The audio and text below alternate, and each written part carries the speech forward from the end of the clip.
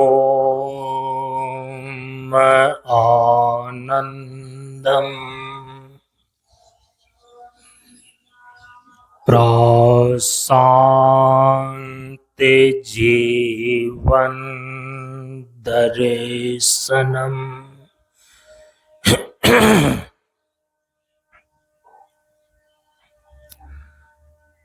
नमो नारायण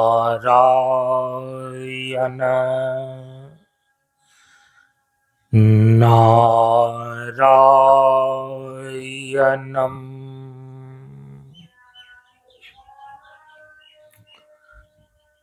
सनातन धर्म के वैदिक परंपरा के अंतर्गत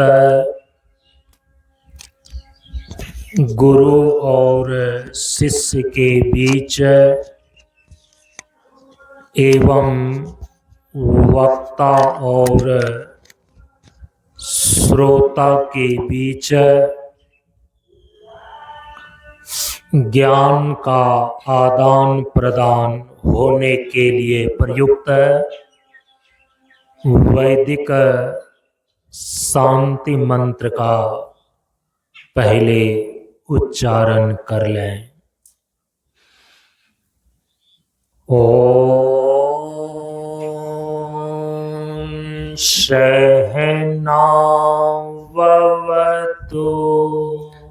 ओम सहनाववतु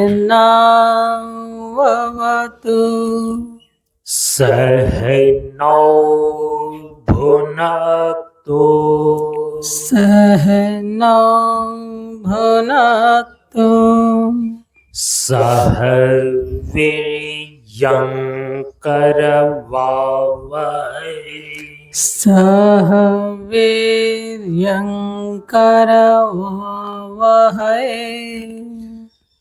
तेजस्विनावधीतमस्तु तेजस्विनावधीतमस्तु मा विद्विषावहै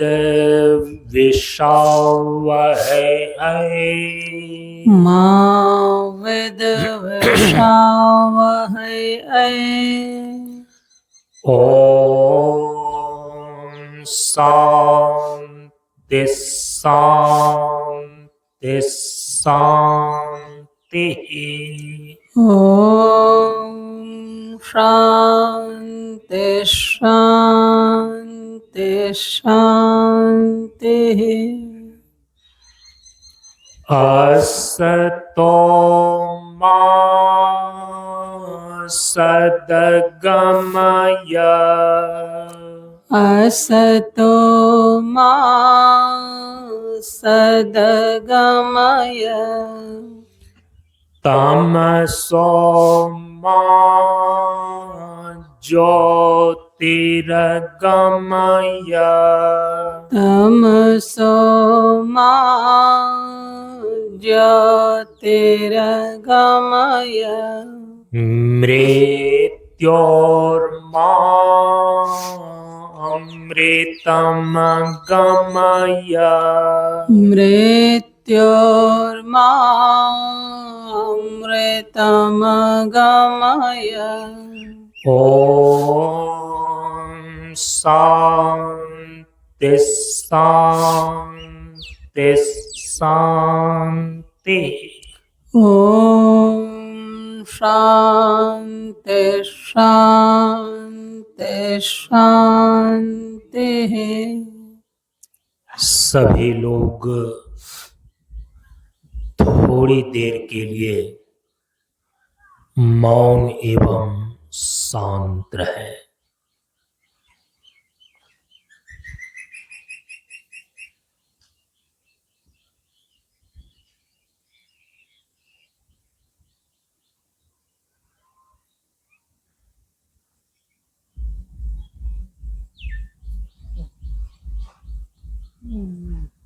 नमो नारायण।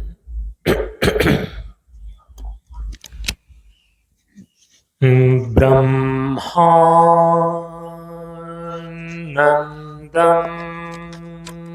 परम सुखदम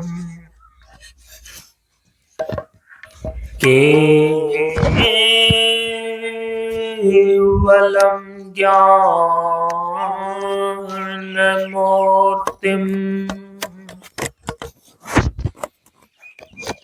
द्वन्द्वातीतं गगनसदृशम्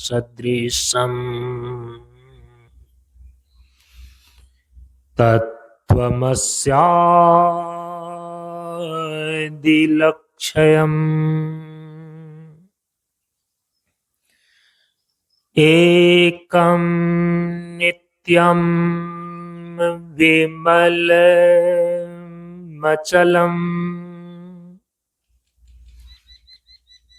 सर्वधि साक्षिभूतम्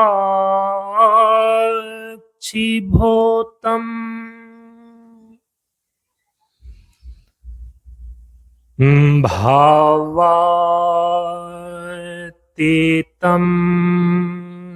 त्रिगुणरहितम्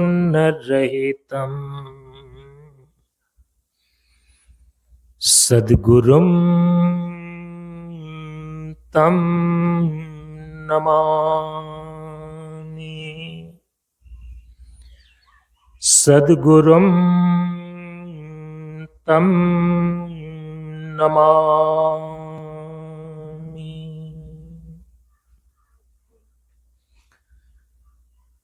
श्री गुरु चरण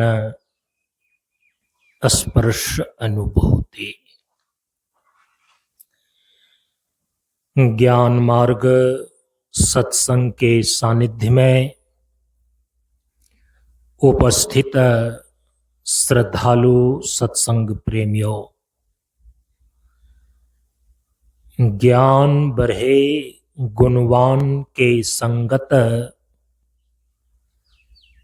ध्यान बढ़े तपस्वी संग किन्हो, बुद्धि विवेक विचार बढ़े संत सन्यासी सुसज्जन तिन्हो।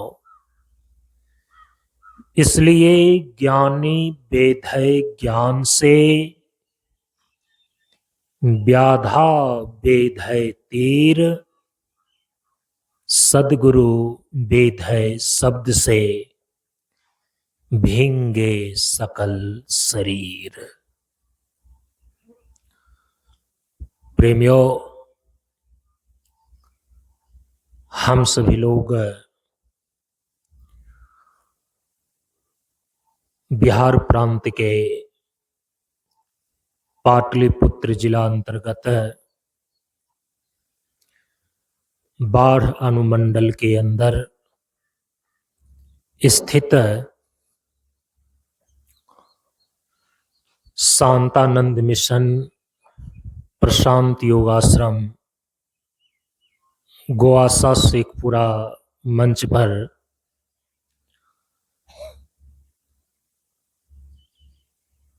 ज्ञान मार्ग सत्संग मंच के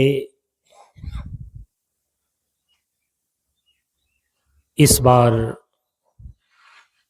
28वें ग्रीष्मकालीन वार्षिकोत्सव के उपलक्ष्य में 9 मार्च से लेकर 15 मार्च सन 2026 ईस्वी तक आयोजित 7 दिवसीय सत्संग कार्यक्रम के आज तीसरे दिन के सत्संग में हम सभी लोग उपस्थित हैं।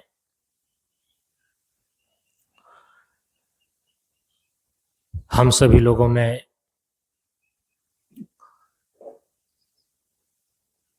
इस ग्रीष्मकालीन वार्षिकोत्सव सत्संग सत्र के प्रथम 2 दिन के सत्संग में परम पूज्य गुरुदेव बाबा शांतानंद जी महाराज के द्वारा स्थापित जो यह ज्ञान मार्ग सत्संग मंच है, इस मंच के परिचय के संबंध में विचार किया।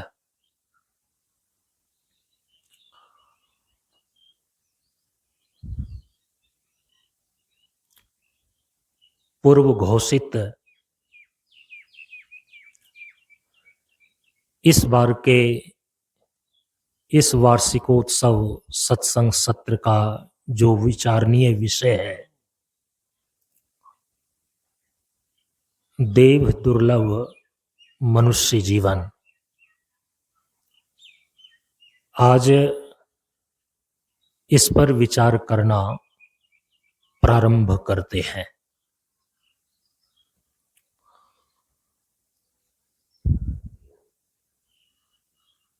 देव दुर्लभ मनुष्य जीवन।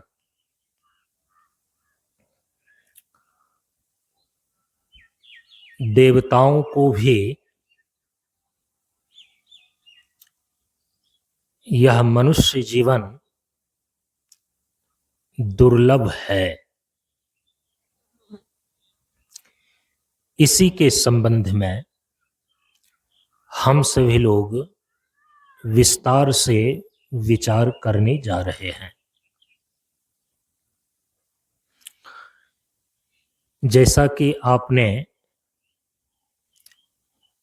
इस मंच के परिचय के अंतर्गत श्रवण किया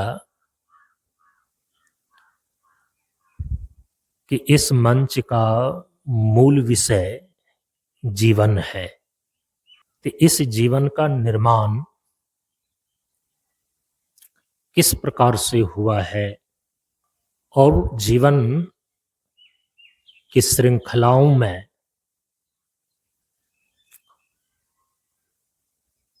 जो मनुष्य जीवन है, यह देव दुर्लभ क्यों कहा गया है। इस देव दुर्लभ मनुष्य जीवन का महत्व और मनुष्य जीवन को पूर्ण रूपेण किस प्रकार से हम सार्थक कर सकते हैं, इन सभी बिंदुओं पर विचार करने की आवश्यकता है। जो लोग निरंतर सत्संग में भाग लेते आ रहे हैं, इस मंच से जुड़े हुए हैं, इस मंच के द्वारा जो परम पूज्य गुरुदेव के द्वारा जीवन विज्ञान बतलाया गया है,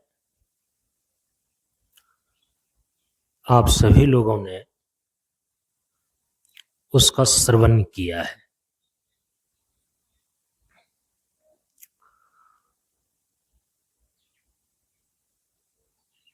जीवन केवल मनुष्य का ही नहीं होता है। स्थावर और जंगम जितने भी प्राणी हैं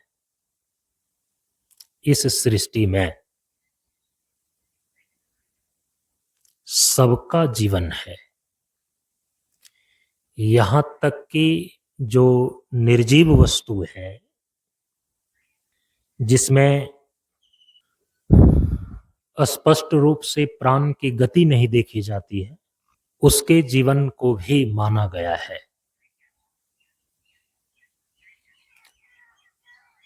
आजकल लोग किसी वस्तु को भी जब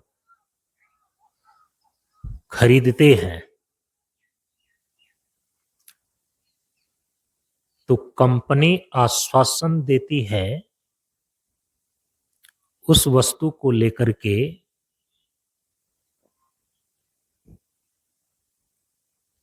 ये जो वस्तु है, ये जो चीज है, यह जो सामान है, इसका जो है लाइफ टाइम गारंटी है, ऐसा बोलते हैं। तो लाइफ टाइम का अर्थ क्या हुआ? जीवन भर।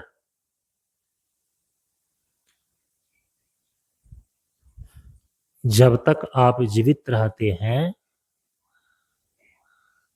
तो जीवन भर का जो समय है हम उसको बोलते हैं लाइफ टाइम।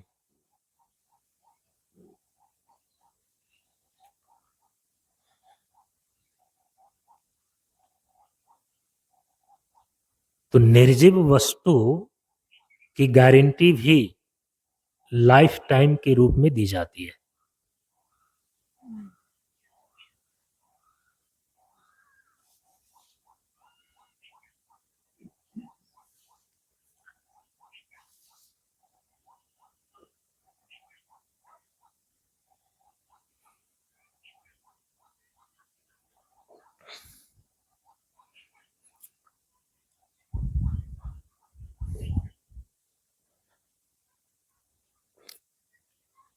निर्जीव वस्तुओं में कुछ ऐसी चीजें हैं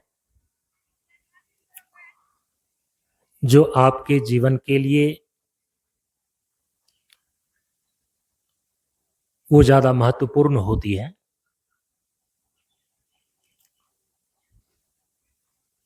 तो उन महत्वपूर्ण चीजों के पैकेट के ऊपर 2 डेट लिखा हुआ रहता है।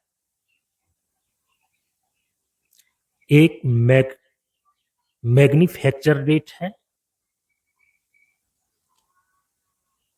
उसके निर्माण होने का समय, उसकी तिथि, मैन्युफैक्चर डेट बोलते हैं उसको,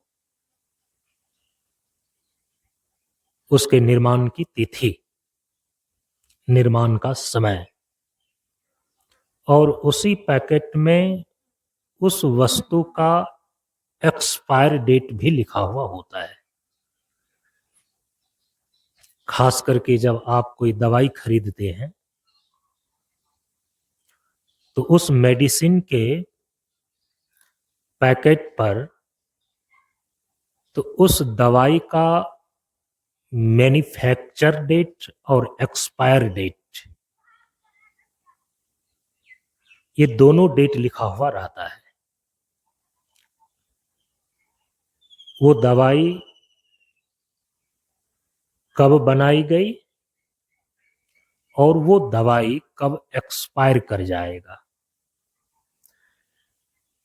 तो उस मेडिसिन का भी एक लाइफ है, उस दवाई का भी एक जीवन है। तो उस मेडिसिन का जो लाइफ है, उस मेडिसिन का जो पावर है, उस मेडिसिन का जो जीवन है, कब से कब तक माना गया, कब से कब तक निर्धारित होता है? मैन्युफैक्चरिंग डेट से लेकर के एक्सपायरिंग डेट तक।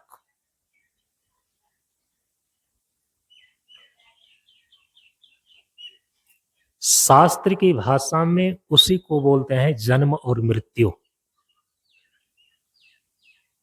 किसी भी वस्तु का उत्पादन होना, किसी भी वस्तु का जन्म लेना,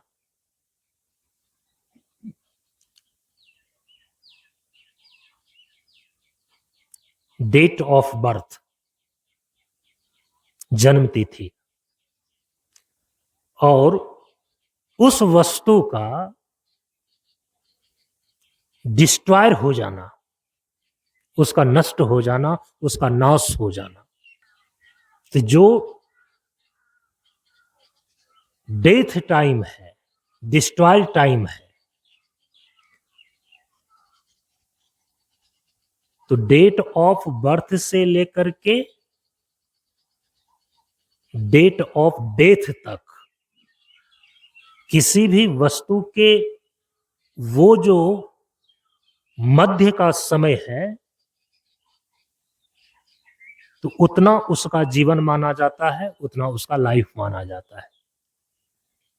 तो केवल सजीव वस्तु ही नहीं,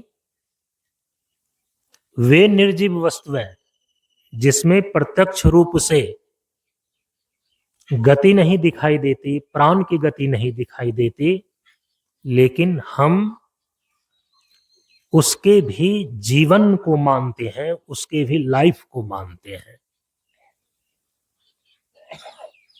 तो इसीलिए मैंने कहा कि केवल मनुष्य का ही जीवन नहीं होता है, हर एक वस्तु का जीवन है इस सृष्टि में।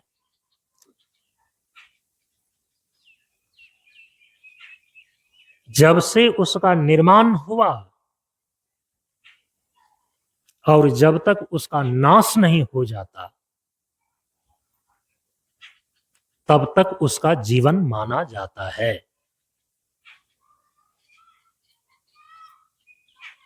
इसीलिए आप कहते हैं कि ये मकान कितने दिन तक चलेगा। इस मकान का लाइफ कितना है, ये कपड़ा कितने दिन तक चलेगा, ये लाइफ लास्टिंग इसका कितना है, ऐसा बोलते हैं।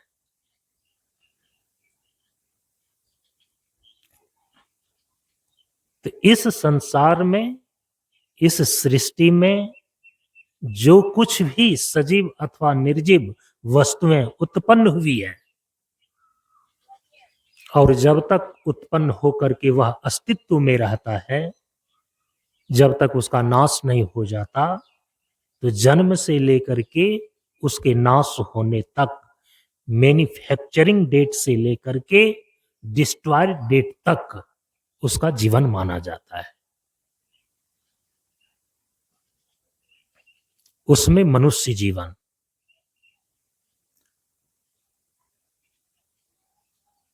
तो मनुष्य जीवन को समझना सबसे ज्यादा महत्वपूर्ण है, क्योंकि आप मनुष्य हैं और आपका जीवन मनुष्य जीवन कहलाता है।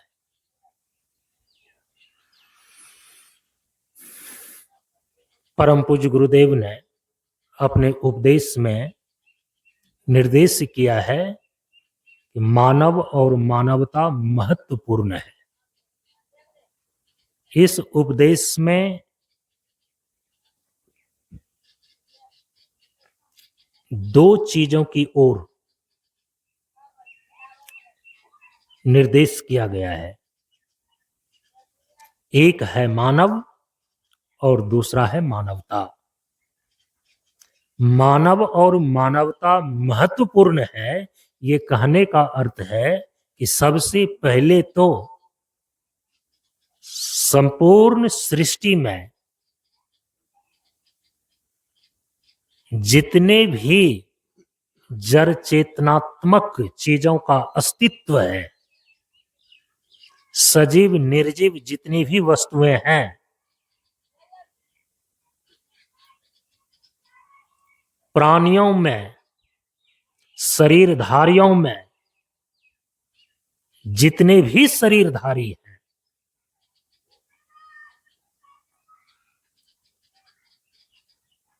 उन सभी शरीरधारी प्राणियों में मानव प्राणी सबसे ज्यादा महत्वपूर्ण है।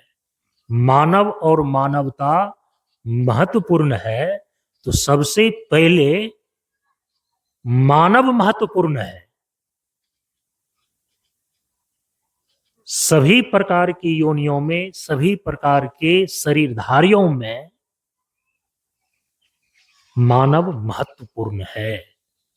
ये इसके बाद दूसरी चीजें इसमें बताई जा रही है कि मानवता महत्वपूर्ण है। तो 84 लाख प्रकार के योनियों में, 84 लाख प्रकार के शरीरधारियों में सबसे महत्वपूर्ण तो मानव है। क्यों महत्वपूर्ण है और कैसे महत्वपूर्ण है, हम उस पर विचार करेंगे। उपदेश में सबसे पहले यह स्पष्ट कर दिया गया कि मानव महत्वपूर्ण है, क्योंकि इस सृष्टि में केवल मानव ही नहीं है। केवल मानव ने ही शरीर को धारण नहीं किया है, चींटी ने भी शरीर को धारण किया है, पक्षी ने भी शरीर को धारण किया है, पशु ने भी शरीर को धारण किया है, पेड़ पौधे ने भी शरीर को धारण किया है, पहाड़ पठार ने भी शरीर को धारण किया है। हमारे सनातन धर्म के ग्रंथों में कुल 84 लाख प्रकार की योनियां बतलाई गई है। 84 लाख प्रकार के शरीर होते हैं।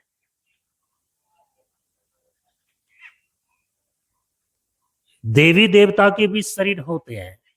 तो एक चींटी से लेकर के ब्रह्मा जी तक ये सब के सब शरीरधारी हैं।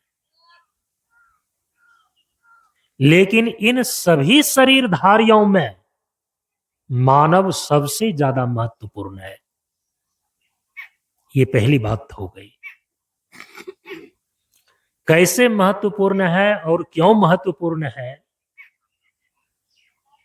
इस पर हम बाद में विचार करेंगे। इस बार इसी पर तो विचार करना है।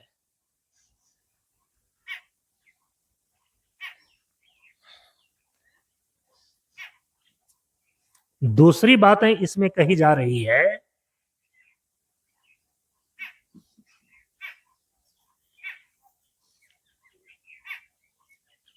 कि मानव भी अब एक नहीं है। पूरे विश्व में केवल यदि मनुष्यों की संख्याओं को अभी वर्तमान में गिना जाए तो लगभग अभी पूरे विश्व की जनसंख्या 7.5 अरब है। 7.5 अरब मनुष्य वर्तमान में इस धरती पर निवास कर रहे हैं। तो मनुष्य एक ही नहीं है, मानव एक ही नहीं है। अब उस मानव में भी लिंग की दृष्टिकोण से यदि आप देखें तो उसको 3 श्रेणी में रखा गया है। स्त्री के रूप में, पुरुष के रूप में, और तीसरा जो लिंग है हम उसको बोलते हैं नपुंसक लिंग, जिसको आप न स्त्री में रख सकते हैं न पुरुष में रख सकते हैं, या कहें कि जिसको स्त्री और पुरुष दोनों में रखा जा सकता है, हम उसको बोलते हैं नपुंसक लिंग, थर्ड जेंडर। तो पूरे विश्व की जनसंख्या जो 7.5 अरब है, स्त्री पुरुष और नपुंसक के रूप में, इतने मानवों में, इतने मनुष्यों में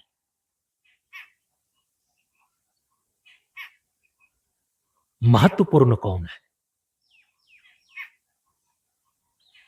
मनुष्यों में किसका महत्व है? तो परम पूज्य गुरुदेव अपने उपदेश में यहां पर स्पष्ट रूप से निर्देश कर रहे हैं कि जिसके अंदर मानवता है वो मनुष्यों में सबसे ज्यादा महत्वपूर्ण है। मानव और मानवता महत्वपूर्ण है, ये कहने का अर्थ है कि सबसे पहले तो मानव महत्वपूर्ण है, क्योंकि इस सृष्टि में केवल मनुष्य शरीरधारी ही नहीं है। 84 लाख प्रकार की योनियां हैं, 84 लाख प्रकार के शरीर धारी इस सृष्टि में जीवन यापन कर रहे हैं, जीवन जी रहे हैं।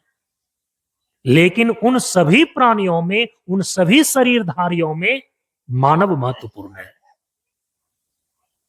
जो मनुष्य है ये सभी प्राणियों में महत्वपूर्ण प्राणी है।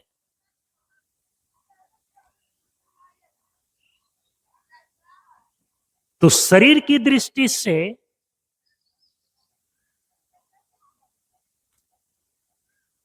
योनि की दृष्टि से जो मानव योनि है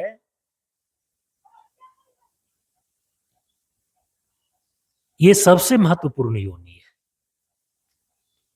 अब दूसरी बात है यहां पर जो कही जा रही है उस पर ध्यान देना चाहिए।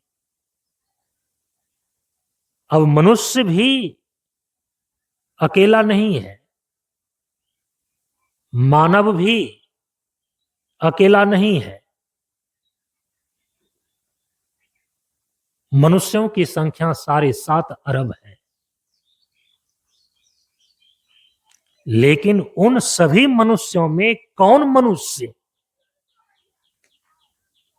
महत्वपूर्ण माना जाता है, महत्वपूर्ण माना जाएगा? परम पूज्य गुरुदेव कहते हैं मानवता महत्वपूर्ण है। जिस मनुष्य के अंदर मानवता है, जो मनुष्य अपने जीवन में मानवता को दर्शा पाते हैं, मानवों में वो सबसे ज्यादा महत्वपूर्ण है। मानवता किसे कहते हैं?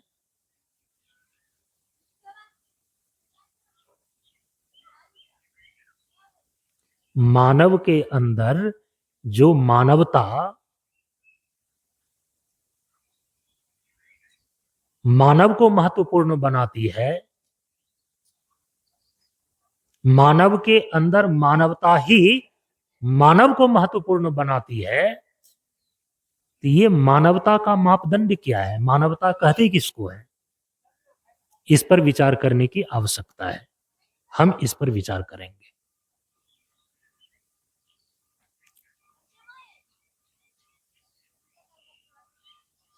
तो जो मनुष्य ने जीवन को धारण किया है, यह जो जीवन शब्द है और उस जीवन में फिर मनुष्य जीवन, तो सबसे पहले जीवन शब्द को समझना चाहिए कि इस जीवन का निर्माण कैसे हुआ है। माने कि जितने भी प्राणियों का जीवन है, इस सृष्टि में जीवन निर्मित होता कैसे है, ये जीवन बनता कैसे है। चाहे चींटी का जीवन हो, चाहे मनुष्य का जीवन हो, चाहे पक्षी का जीवन हो, सबके अंदर जो जीवन नाम की चीज है, ये जीवन निर्मित कैसे हुआ है? जीवन कहते किसको है?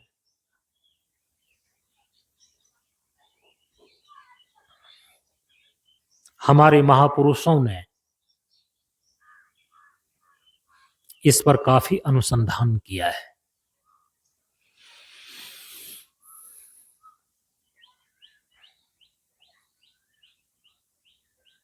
जीवन निर्माण को लेकर के जो अभी तक में अनुसंधान हुआ है, खोज हुई है, उसमें मुख्य रूप से 2 विचारधारा प्रचलित है।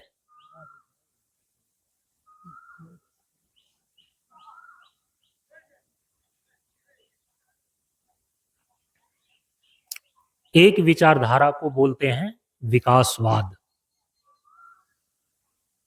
और दूसरी विचारधारा को बोलते हैं सृष्टिवाद।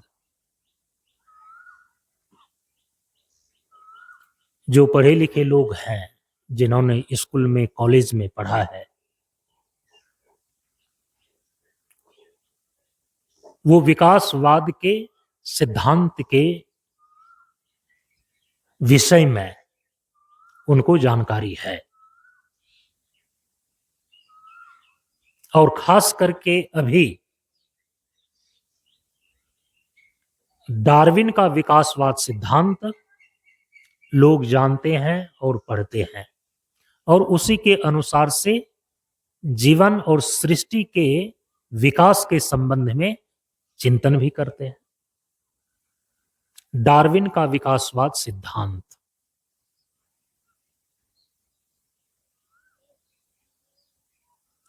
डार्विन के विकासवाद सिद्धांत के अनुसार से कोई चीजें इस सृष्टि में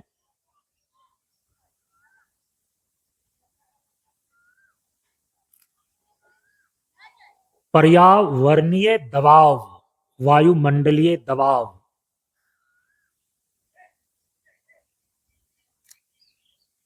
प्रकृति के परिवर्तन,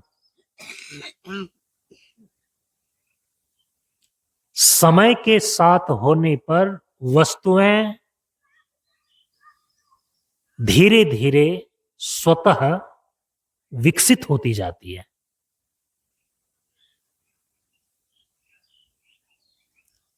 इसको किसी ने बनाया नहीं है, इसका निर्माण किसी ने नहीं किया है। कालक्रम में प्रकृति के घटनाओं के कारण से जो भी चीजें अभी आप देख रहे हैं वो धीरे धीरे स्वतः विकसित हुई है। इसका निर्माण किसी ने नहीं किया है। यह है विकासवाद की मूल अवधारणा। चीजें बनाई नहीं गई है, चीजें उत्पन्न नहीं हुई है, बल्कि प्रकृति के घटनाओं के कारण से कालखंड में ये चीजें स्वतः धीरे धीरे विकसित हो गई है। डार्विन के विकासवाद सिद्धांत के अनुसार से आज जो मनुष्य है वो सबसे पहले विकास क्रम में मनुष्य के रूप में विकसित होने के पहले वह एक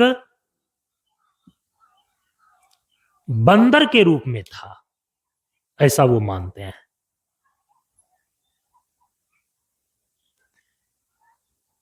एक कोशिकीय अमीबा धीरे धीरे विकसित होते होते अस्थि और पंजर वाला शरीरधारी जीव बन जाता है।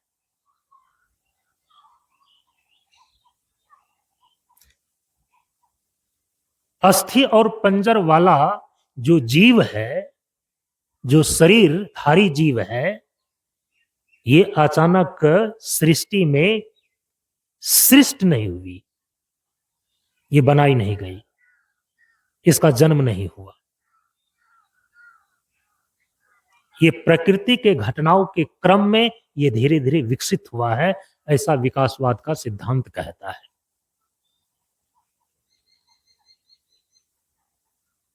ये जो पृथ्वी, पानी, प्रकाश, पवन, आकाश, ये जो कुछ भी आपको दिखाई दे रहा है, इसकी सृष्टि नहीं हुई है।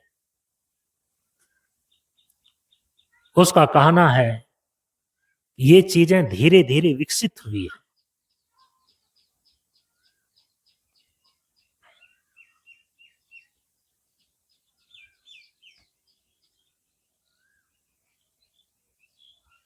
हीलियम गैस का गोला के रूप में केवल पहले सूर्य था, तो वायु और जलता हुआ हीलियम गैस का गोला सूर्य, क्योंकि अग्नि को जलने के लिए तो हवा चाहिए। विकासवादी लोग विकासवाद के सिद्धांत के अनुसार से बोलते हैं कि ये संसार की जो चीजें आपको अभी इस रूप में दिखाई दे रही हैं, ये धीरे धीरे विकसित कैसे हुई, ये बनी कैसे।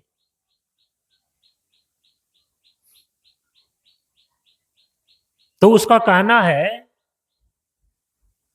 विज्ञान में भी आप लोग पढ़ते हैं, विज्ञान जो है विकासवाद सिद्धांत को ही मानता है, आधुनिक भौतिक विज्ञान,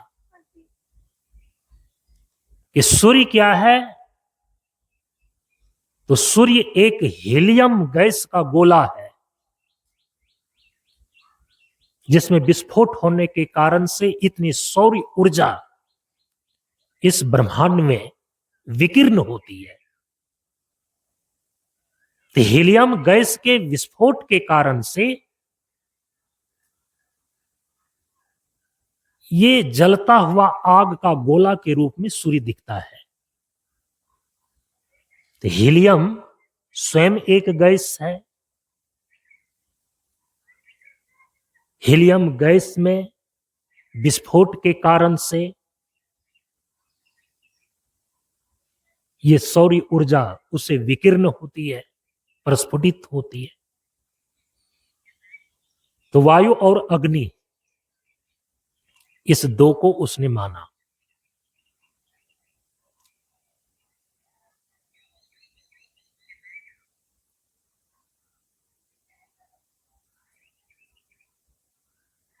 तो गैस के रूप में वायु और उस हीलियम गैस के विस्फोट के कारण से विकीर्ण हुई ऊर्जा, सौर ऊर्जा। लेकिन इस क्रियाओं को होने के लिए वे कल्पना करते हैं कि एक स्पेस चाहिए, एक खाली जगह चाहिए, और उसी खाली जगह को बोलते हैं आकाश। तो ये स्पेस है ही, ये किसी ने बनाया नहीं। ये खाली जगह, शून्य रिक्त स्थान, अवकाश देने वाला ये आकाश, ये है ही। इसको किसी ने बनाया नहीं, ये कहीं से उत्पन्न नहीं हुआ, इसका क्रिएशन नहीं हुआ, ये है ही। इसका अस्तित्व है ही। इस अस्तित्व को किसी ने बनाया नहीं। किसका? स्पेस का। और उसी स्पेस में ये जो हवाएं हैं ना, ये हवाएं भी पहले से है। और उन्हीं हवाओं में एक विशेष प्रकार की गैस है जिसको बोलते हैं हीलियम गैस। और उसी हीलियम गैस के केंद्रीय विखंडन के कारण से ये सौर ऊर्जा विकीर्ण होती है। विकासवाद का जो सिद्धांत है। तो स्पेस के रूप में आकाश को माना, हीलियम गैस के रूप में वायु को माना, और हीलियम गैस के विस्फोट, केंद्रीय विस्फोट के कारण से एक विशेष प्रकार का ताप, एक विशेष प्रकार की ऊर्जा विकीर्ण हुई, विस्फोटित हुई। तो सौर ऊर्जा के रूप में अग्नि को माना,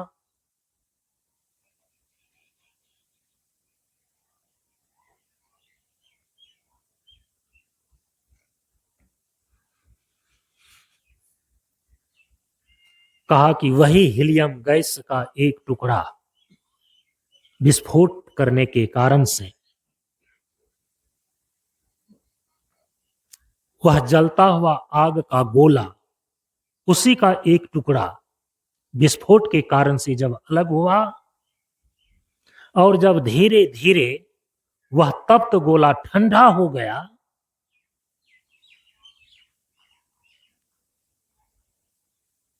तो तप्त गोला के टुकड़े का ठंड होने के कारण से ये पृथ्वी बनी।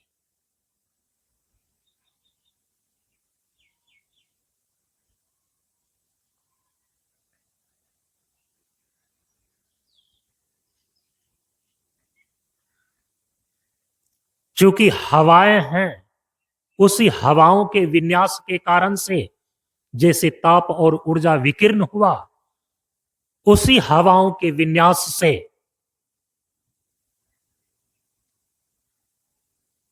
शीतलता के रूप में ठंड प्रदान करने वाला जल बना।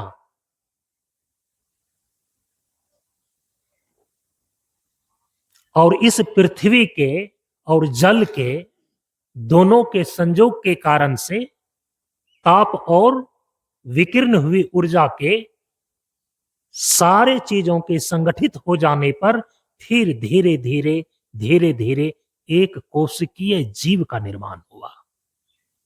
ऐसी कल्पना करते हैं वो। जीव नामक जो चीज है उसको किसी ने क्रिएट किया है, क्रिएशन, उसकी उत्पत्ति हुई है, उसको किसी ने बनाया है, उसको निर्माण करने वाला कोई चेतन युक्त कोई करता है। विकासवाद का सिद्धांत इस चीज को नहीं मानता। निर्माण करने वाला कोई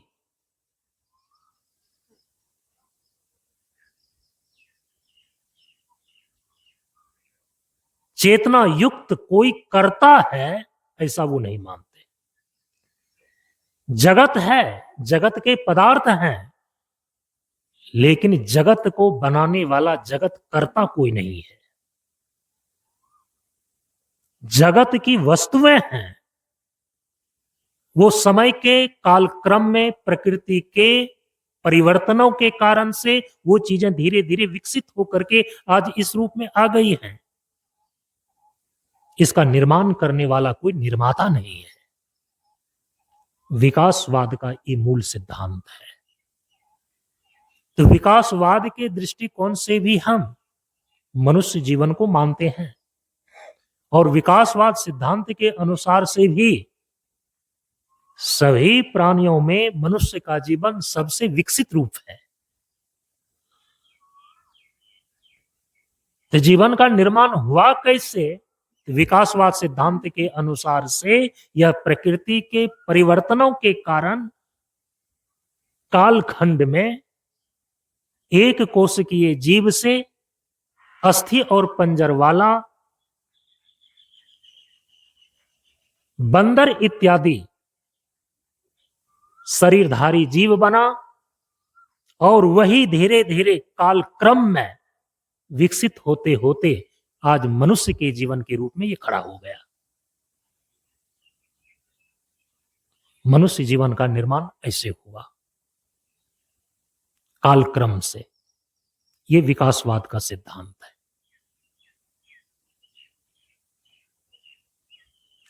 जीवन निर्माण को लेकर के जो दूसरी विचारधारा है, हम उसको बोलते हैं सृष्टिवाद। सृष्टिवाद का सिद्धांत क्या कहता है? सृष्टि का मतलब ही होता है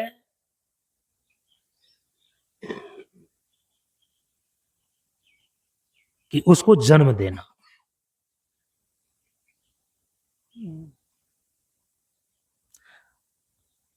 और जन्म देने का मतलब होता है कि जो चीजें निर्मित हो रही हैं, जो चीजें जन्म ले रही हैं, उसका जन्म देने वाला कोई जन्मदाता है।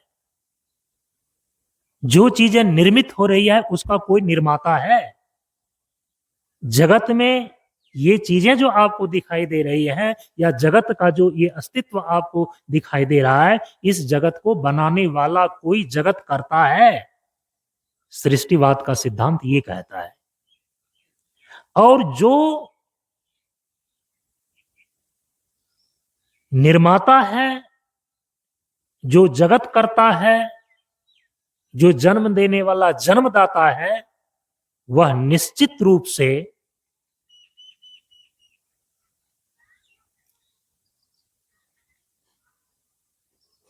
चेतन युक्त है।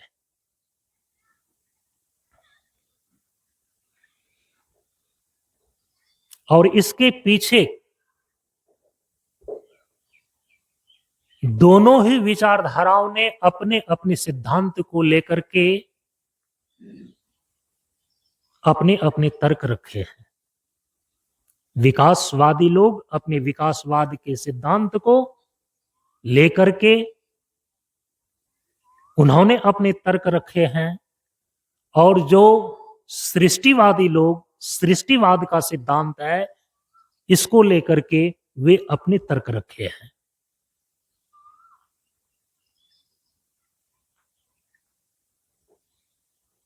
संसार की जितने भी वस्तुएं हैं ना, उस वस्तु के होने का कोई ना कोई प्रयोजन होना चाहिए। नहीं तो संपूर्ण जगत ही निष्प्रयोजित हो जाएगा। मतलब एक खाली जगह, उसमें हीलियम गैस का एक जलता हुआ गोला विस्फोट के कारण से ताप और ऊर्जाएं विकीर्ण हुई, उसी का एक टुकड़ा ठंडा पड़ करके ये पृथ्वी भूभाग बन गया। गैसों के विन्यास से ही जल की बूंदें बनी, पृथ्वी और जल के संयोग से एक कोशिकीय जीव अमीबा का निर्माण हो गया।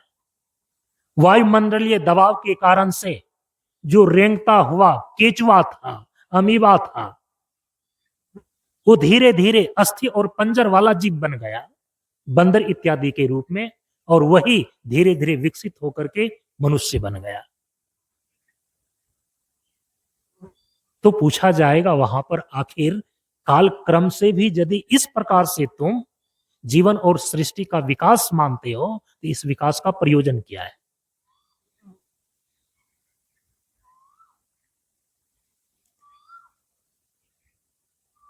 काल क्रम से ही वस्तुओं का विकसित होने का आखिर प्रयोजन क्या है? मनुष्य शरीर जो अस्थि पंजर वाला शरीरधारी जीव है, केवल अस्थि पंजर वाला शरीरधारी जीव जो मनुष्य जीवन तक पहुंचा है, अब तो इसके अंदर महत्वाकांक्षाएं देखी जा रही है, युद्ध हो रहे हैं। कोई अपनी कामना और वासना को निवृत्त करके जीवन मुक्ति का ही प्रयास कर रहा है। तो मनुष्य जीवन के अंदर ही जो अलग अलग प्रकार की इच्छाएं, अलग अलग प्रकार की कामनाएं और अलग अलग प्रकार की महत्वाकांक्षाएं देखी जा रही है, आखिर इसका क्या प्रयोजन हो सकता है? विकासवादी यहां पर मौन हो जाते हैं, उसके पास कोई उत्तर नहीं है। जीवन और सृष्टि का प्रयोजन क्या है, और यह विकास आखिर कहां तक होगा? इस विकास की अंतिम परिणति क्या है? इन सारे प्रश्नों का सटीक उत्तर विकासवादी सिद्धांतियों के पास नहीं है।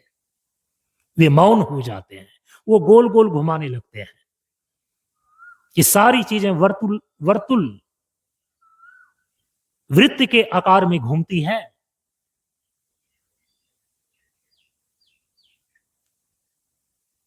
जो बिंदुएं सबसे ऊपर हैं,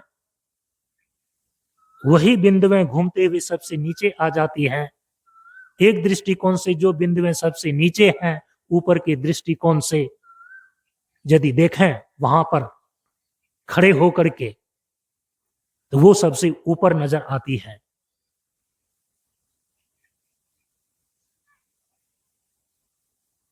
विकासवादी लोगों के पास विकास को ही लेकर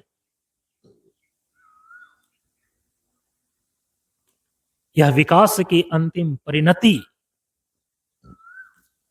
किस चीज में होगी, इसका वो सटीक उत्तर नहीं दे पाते। इसीलिए विकासवाद का सिद्धांत जो अभी डार्विन का विकासवाद सिद्धांत पूरे संसार में प्रचलित है, यह मनुष्य के जीवन का समाधान करने में समर्थ नहीं है। क्योंकि मनुष्य का जीवन केवल अस्थि पंजर वाला शरीरधारी जीव मात्र नहीं है। इसके अंदर की इच्छाओं को, इसके अंदर की कामनाओं को, इसके अंदर की महत्वाकांक्षाओं को देख करके पता चलता है यह केवल 100, 1000 या लाख वर्ष की ही कहानी नहीं है। विकासवाद सिद्धांत के अनुसार से विकास होता होता होता ये विकास अंतिम तक कहां पहुंचेगा, वो कोई अंतिम बिंदु निश्चित नहीं कर पाते। हालांकि उनके अनुसार से विकास का जो अंतिम परिणति है वो विनाश है, लेकिन वो इस शब्द को उच्चारण ही नहीं करते, वे स्वीकार ही नहीं करते कि हमारे इस विकास का अंतिम परिणति विनाश है।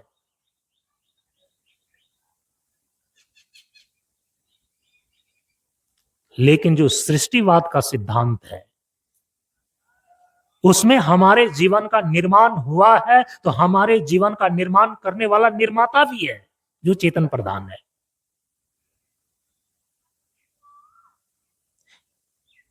एक व्यक्ति व्यवहारिक धरातल पर ही हम देखते हैं कि जब किसी घर का निर्माण करता है, किसी मकान का निर्माण करता है, तो उसके भीतर में एक प्रयोजन निश्चित है कि हम इसलिए घर बना रहे हैं, हम इसलिए मकान बना रहे हैं।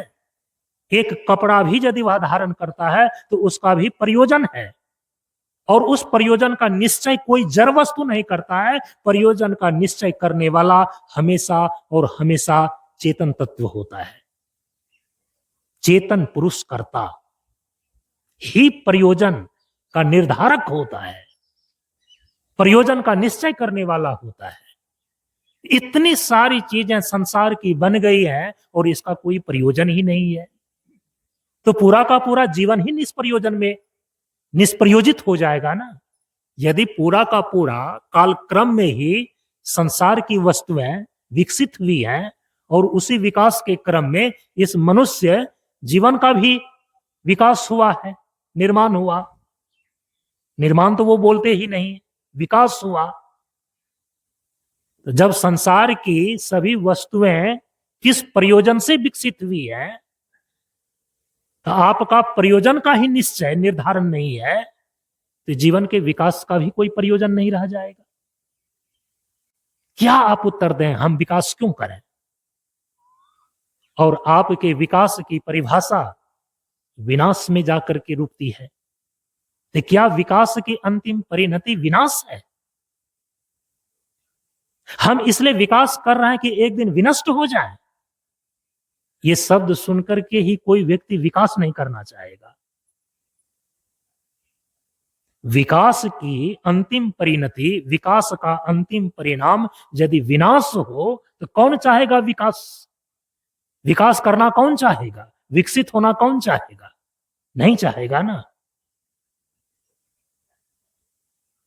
लेकिन मनुष्य तो अपने जीवन में विकास चाहता है, वो आगे बढ़ना चाहता है। बोलते हैं कर लो दुनिया मुट्ठी में।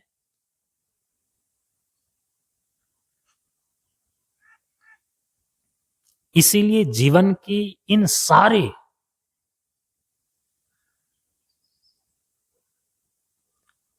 प्रश्नों का उत्तर सृष्टिवाद के सिद्धांत में प्राप्त होता है।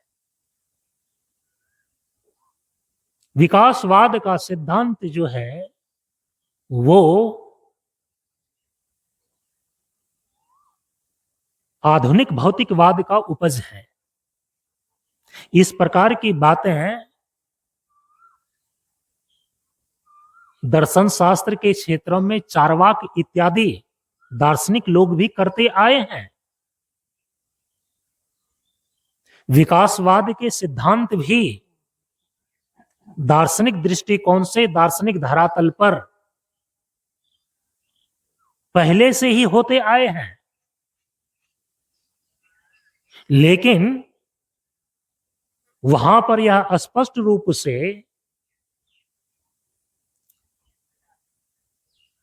बतला दी गई है कि चार्वाक इत्यादि विचारधारा के अनुसार से ये जीवन जो केवल जड़ वस्तुओं का संघात मात्र है, तो वहां पर उन्होंने स्पष्ट रूप से कहा है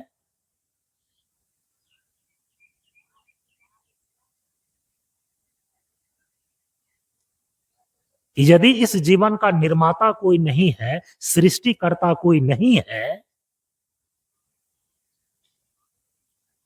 प्रकृति के पृथ्वी, जल, अग्नि और वायु, ये प्रत्यक्ष इंद्रियों के द्वारा जो प्रत्यक्षीभूत ये चार तत्व हैं, इन चार तत्वों के संगठित होने से जो शरीर और शरीर के अंदर चेतना नामक वस्तु उत्पन्न हुई है, चेतना विशिष्ट जो यह शरीर है, बस यही जीवन है। तो उन्होंने अंतिम रूप में यह भी स्पष्ट कर दिया है कि इस शरीर के नष्ट हो जाने के बाद फिर कुछ भी शेष नहीं रहता। माने वो जीवन के विकास का अंतिम परिणाम विनाश, ये स्वीकार करते हैं। देह के विनष्ट हो जाने पर फिर कुछ भी शेष नहीं रहता।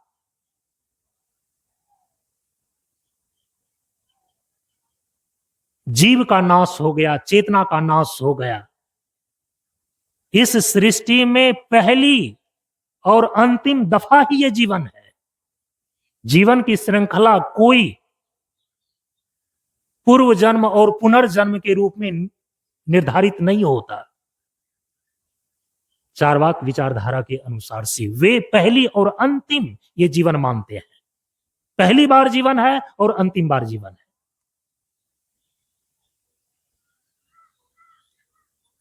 मरण एव अपवर्गम, वो कहते हैं कि इस शरीर की मृत्यु ही मोक्ष है। तो जो प्राचीन भौतिक विचारधारा है, जिसको कि चार्वाक दर्शन कहते हैं, जो प्राचीन काल से ये भौतिकवादी विचारधारा चलता हुआ चला आ रहा है, वो इस रूप में है। लेकिन अभी जो आधुनिक विकासवाद है ना, वह इतने खतरनाक है, वो इतने खतरनाक है कि निश्चित रूप से जिस विकासवाद का तुम प्रतिपादन कर रहे हो, थोड़ा सा भी विचार करने वाला बुद्धिमान व्यक्ति होगा, तुम्हारे विकासवाद का प्रतिपादन से ही स्पष्ट हो जाता है इस विकास का अंतिम परिणति विनाश है। लेकिन तुम इस विनाश को स्वीकार नहीं करते हो, इसलिए खतरनाक है। आधुनिक विकासवाद का सिद्धांत आपके मनुष्य जीवन को कहां पर ला करके खड़ा कर दिया है? विनाश के कगार पर ला करके खड़ा कर दिया है।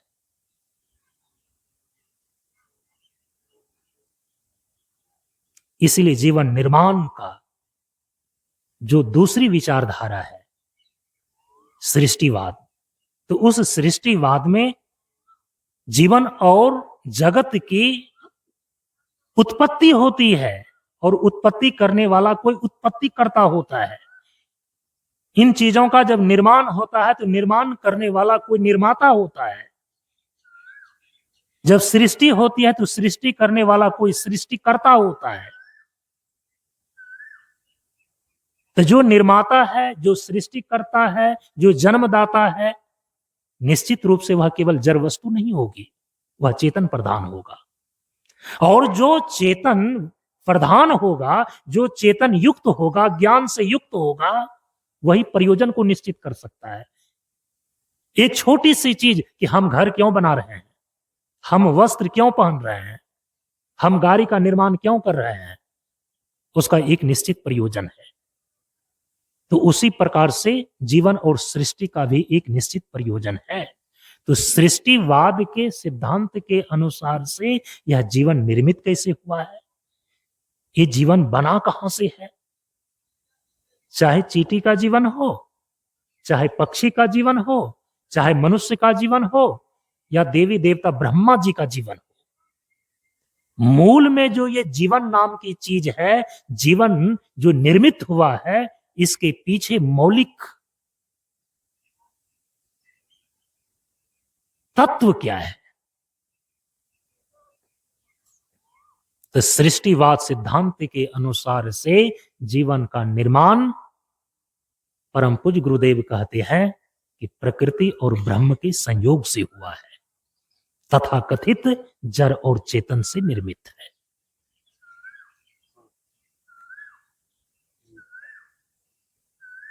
यहां तक कि एक अमीबा का भी जो जीवन है ना, एक चींटी का भी जो जीवन है ना, स्तंभ का भी जो जीवन है ना, जहां जीवन नाम की चीज है, उस जीवन के निर्माण के मौलिक दो ही तत्व हैं। पहला है प्रकृति और दूसरा है ब्रह्म।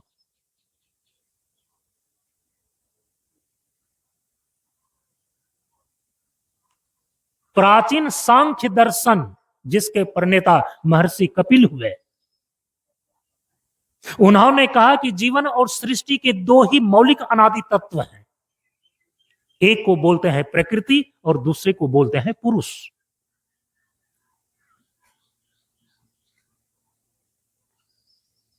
वेदांत दर्शन जिसके प्रणेता महर्षि बादरायण भगवान वेदव्यास हुए, उन्होंने पुरुष शब्द का अर्थ ब्रह्म किया। सांख्य दर्शन के अंदर जो पुरुष तत्व है, वेदांत दर्शन के अंदर जो ब्रह्म तत्व है, दोनों में थोड़ा अंतर है।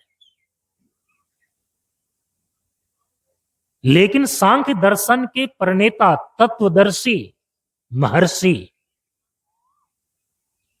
कपिल और महर्षि बादरायण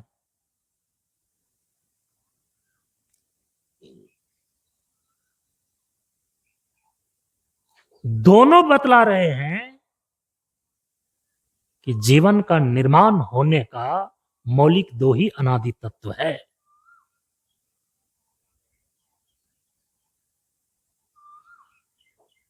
एक है प्रकृति और दूसरा है पुरुष। पुरुष को वेदांत दर्शन में पूर्णत्वात् इति पुरुषः, जो पूर्ण है उसे पुरुष कहते हैं, ब्रह्म इत्यर्थः, इस अर्थ में ब्रह्म सिद्ध होता है। पूर्ण पुरुष माने ब्रह्म। तो परम पूज्य गुरुदेव इसीलिए कहते हैं कि तुम्हारे जीवन का निर्माण, हमारे जीवन का निर्माण प्रकृति और ब्रह्म के संयोग से हुआ है, तथा कथित जड़ और चेतन से निर्मित है। ये काल क्रम में अपने आप ही जीवन ऐसे खड़ा हो गया है कि बंदर से मनुष्य बन गया है, ऐसी बात नहीं है। बंदर के भी जीवन का निर्माण और मनुष्य के भी जीवन का निर्माण प्रकृति और ब्रह्म के संयोग से हुआ है। समझ रहे हैं? बुनियादी फर्क आप समझ रहे हैं? विकासवाद के सिद्धांत में जो जीवन की परिभाषा है, सृष्टिवाद के सिद्धांत में जो जीवन की परिभाषा है, दोनों के फर्क को समझना चाहिए। आधुनिक विकासवाद का सिद्धांत कहता है कि बंदर से मनुष्य बना है, बंदर विकसित होकर के कालक्रम से मनुष्य बन गया है। तो यदि सारे के सारे बंदर ही मनुष्य बने हैं, तो सारे बंदरों की परिणति यदि मनुष्य में हो गई है, तो फिर तो बंदर की जो जाति है वो तो अभी इस सृष्टि में समाप्त हो जानी चाहिए थी, लेकिन अभी भी है। इसलिए बहुत ऐसे सारे प्रश्न खड़े होंगे कि जिसका उत्तर देना आधुनिक विकासवाद सिद्धांत के अनुसार से मुश्किल होगा। हम सृष्टिवाद सिद्धांत के अंतर्गत विकासवाद को भी मानते हैं, लेकिन इसके विकासवाद का स्वरूप अलग है। सृष्टिवाद के अंदर जो विकासवाद है, इस विकासवाद का, सृष्टिवाद के अंदर जो विकास है, इस विकास की अंतिम परिणति विनाश नहीं है। यहां पर मैं स्पष्ट कर दूं, सृष्टिवाद के अंदर चूंकि सृष्टि ही एक निश्चित प्रयोजन को लेकर के की गई है, हम बच्चे की उत्पत्ति भी एक निश्चित प्रयोजन से करते हैं, अपनी वंश परंपरा को चलाने के लिए, पितृऋण से उऋण होने के लिए, और कई उद्देश्य हो सकते हैं। हमारे यहाँ का एक छोटा कार्य भी निष्प्रयोजित नहीं होता है, उसका एक प्रयोजन है। और प्रयोजन का निश्चय कोई जड़ वस्तु नहीं करता है, प्रयोजन का निश्चय हमेशा चेतना युक्त प्राणी ही कर सकता है। प्रयोजन का निश्चय चेतना संपन्नता का द्योतक है। चूंकि जीवन और सृष्टि के मूल में आधुनिक विकासवाद का सिद्धांत चेतन तत्व को नहीं मानता है। ध्यान जा रहा है आपका? आधुनिक विकासवाद का जो सिद्धांत है डार्विन इत्यादि का, वो जीवन और सृष्टि के मूल में चेतन तत्व को स्वीकार नहीं करते। वो केवल और केवल जड़ तत्व को ही स्वीकार करते हैं कि मौलिक जड़ तत्व ही है, और उसी जड़ तत्व के संगठित हो जाने पर काल क्रम में इस शरीर के अंदर चेतना नामक वस्तु की आगमिक उत्पत्ति हुई है। आगमिक उत्पत्ति का मतलब है कि शरीर संगठित हुआ, इसके बाद चेतना कॉन्शसनेस पैदा हुआ। माने कि चेतना का मूल अस्तित्व नहीं है। मूल अस्तित्व तो केवल जड़ वस्तु का है, यह विकासवाद का सिद्धांत कहता है। सृष्टिवाद का सिद्धांत कहता है कि मौलिक वस्तु जो है वो चेतन तत्व है। सांख्य दर्शन कहेगा कि मौलिक तत्व दो है, जड़ तत्व के रूप में प्रकृति और चेतन तत्व के रूप में पुरुष। अद्वैत वेदांत की जो विचारधारा है, ज्ञान मार्ग की जो विचारधारा है, उसका मानना है कि एक अद्वितीय तत्व ही है। तत्व दो नहीं है, परम तत्व तो केवल एक है। एकम एव अद्वितीयम। परम तत्व तो एक है, ईश्वर एक है, परमात्मा एक है, ब्रह्म एक है। उसकी अभिव्यक्तियां एकम सद विप्रा बहुधा वदंती। एक अद्वितीय सत्य की ही अभिव्यक्ति अलग अलग प्रयोजन को लेकर के कई रूपों में होती है। तो अद्वैत वेदांत की विचारधारा मौलिक तत्व के रूप में चेतन तत्व को स्वीकार करते हैं। तो फिर कहा कि ये जड़ तत्व कहां गया? कहा कि जड़ तत्व जो है ना, चेतन तत्व का ही प्रक्षेपण है। जैसे आधुनिक भौतिकवादी लोग मूलतः जड़ तत्व को मानते हैं और उसी जड़ तत्व के संघात से चेतना की उत्पत्ति होती है। चेतना नामक चीज, कॉन्शसनेस नामक चीज इस शरीर के अंदर पैदा हो जाती है, जैसा भौतिकवादी लोग मानते हैं। ठीक उसी प्रकार से जो पूर्ण अध्यात्मवादी अद्वैत वेदांत विचारधारा के लोग हैं, तत्वदर्शी महापुरुष हैं, उनका कहना है कि मौलिक तत्व तो केवल चेतन है, और वही चेतन तत्व जड़ वस्तु के रूप में दिखाई दे रही है। माने ये जो जड़ जगत है ना, वो चेतन तत्व का विवर्त है।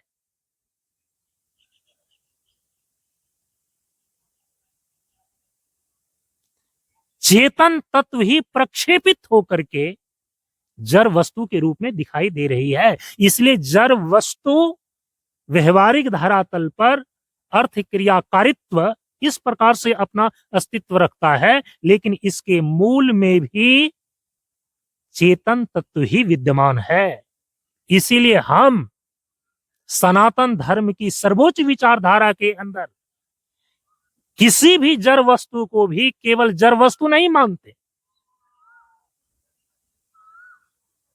जड़ वस्तु की भी हम पूजा उनके मौलिक स्वरूप चेतन है ऐसा मान करके करते हैं। हम गाछ वृक्ष को गाछ वृक्ष मान करके हम गाछ वृक्ष की पूजा नहीं करते। मंदिर में प्रतिष्ठित जो पत्थरों की मूर्तियां हैं, हम उनको पत्थर की मूर्ति मान करके उसकी पूजा नहीं करते। करते हैं क्या? नहीं करते हैं ना। जो इस विज्ञान को, उपासना विज्ञान को नहीं जानता है और दूसरे के घर की चीजों को, जो भीतर की चीजें हैं, और कोई बाहर से ही केवल अंदाजा लगाएगा, वो कितना जान सकेगा? सनातन परंपरा की चीजों को जानने के लिए आपको सनातन के रहस्य को समझना पड़ेगा और उसका अनुयायी बनना पड़ेगा। माने उसको दिल में बसाना पड़ेगा, हृदयांगम करना पड़ेगा, आत्मसात करना पड़ेगा। केवल तार्किक बुद्धि को लेकर के, केवल अंदाज लगाने के भाव से आप सनातन के रहस्यों को नहीं समझ सकते। हम चित्र की पूजा कहाँ करते हैं? कौन कहता है कि हम चित्र की पूजा करते हैं? यदि चित्र की पूजा करना होता तो चित्र विचित्र तो बहुत सारी चीजें हैं। हम सारे चित्रों की पूजा कहाँ करते हैं? अरे जिस चित्र के पीछे बहुत बड़ा चरित्र है, हम उसी चित्र की पूजा करते हैं जिसका बहुत बड़ा चरित्र है। तो चित्र के माध्यम से हम चित्र की पूजा कर रहे हैं कि चित्र के माध्यम से हम चरित्र की पूजा कर रहे हैं? हम चरित्र की पूजा कर रहे हैं ना। मंदिरों में बैठाया हुआ जो पत्थरों की मूर्ति है, तो क्या हम पत्थरों की मूर्ति की पूजा करते हैं? या मंदिरों में बैठाया गया जो मूर्ति है, उस मूर्ति के पीछे जो अमूर्त सत्ता है ईश्वर के रूप में, उस मूर्ति के पीछे, मूर्ति तो प्रतीक है, इसीलिए मूर्ति को हम प्रतिमा बोलते हैं, और प्रतिमा शब्द बना है प्रतीक से। प्रतीक का मतलब ये होता है चिन्ह, प्रतीक का मतलब होता है संकेत देने वाला। जैसे कि कहीं लाल बल्ब जलता है, आप समझ जाते हैं कि खतरा है। लाल रंग का झंडा यदि दिखाया जाता है तो संकेत देता है कि आगे कोई खतरा है। लाल रंग प्रतीक बन गया ना। लाल कपड़े को छू दें, कहां कोई खतरा है? लाल कपड़ा तो संकेत दे रहा है केवल खतरे का। उसी प्रकार से हमारे मंदिरों में जो बैठाई गई पत्थर की मूर्ति है, वो मूर्ति तो अमूर्त सत्ता का प्रतीक है, अमूर्त सत्ता की प्रतिमा है। तो हम उस मूर्ति के माध्यम से पत्थरों की मूर्ति की पूजा नहीं करते, हम उस मूर्ति के माध्यम से उनके पीछे जो अमूर्त दैव सत्ता है, अमूर्त जो चेतन सत्ता है, हम उनकी पूजा करते हैं। हम चित्र के द्वारा, हम केवल चित्र की पूजा नहीं कर रहे हैं। याद रखिए, ध्यान दीजिए कि हम चित्र के माध्यम से, हम सनातन धर्मी लोग चित्र के माध्यम से हम चरित्र की पूजा करते हैं। जितनी भी जड़ वस्तुएं हैं, सनातन धर्म में तो हम गाछ वृक्ष गंगा इत्यादि नदी का भी हम पूजा करते हैं ना। भौतिकवादी दृष्टिकोण से देखें तो ये केवल जड़ ही जड़ है, जड़ के सिवा तो कुछ दूसरा है ही नहीं। लेकिन अध्यात्मवादी दृष्टिकोण से देखें तो मौलिक सत्ता तो केवल चेतन की है, और उसी चेतन की ही एक अवस्था है, एक प्रक्षेपण है, एक बिल्कुल स्थूलतम काय, स्थूलतम उसका वय अवस्था है, जिसको हम जड़ बोलते हैं। स्वामी विवेकानंद ने शिकागो में एक भाषण दिया और उन्होंने कहा कि किसी भी वस्तु को, जो जड़ वस्तु तुमको दिखाई दे रही है,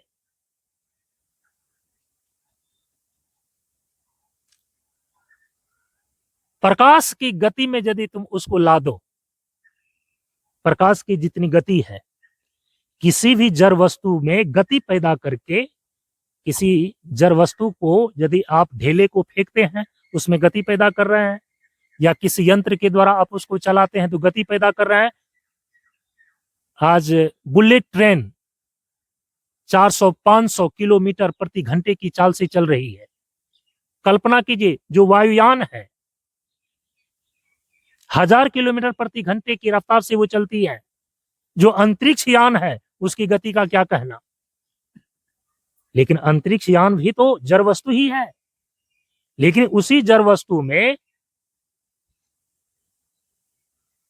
यांत्रिक विधा से उसमें ऐसी गति ला दी गई है, ऐसी गति ला दी गई है,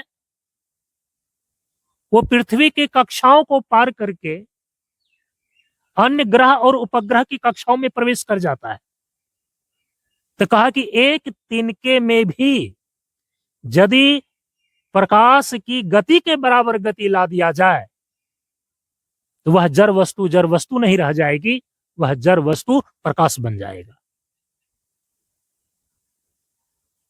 तो इसका मतलब है कि जो प्रकाश नामक चीज है, वही प्रकाश नामक चीज शिथिल होते होते जड़ वस्तु या तिनका बन गया है।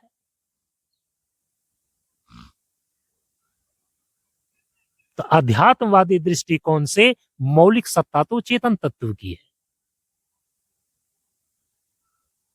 और उसी की स्थूल अभिव्यक्ति ये जड़ वस्तु के रूप में है।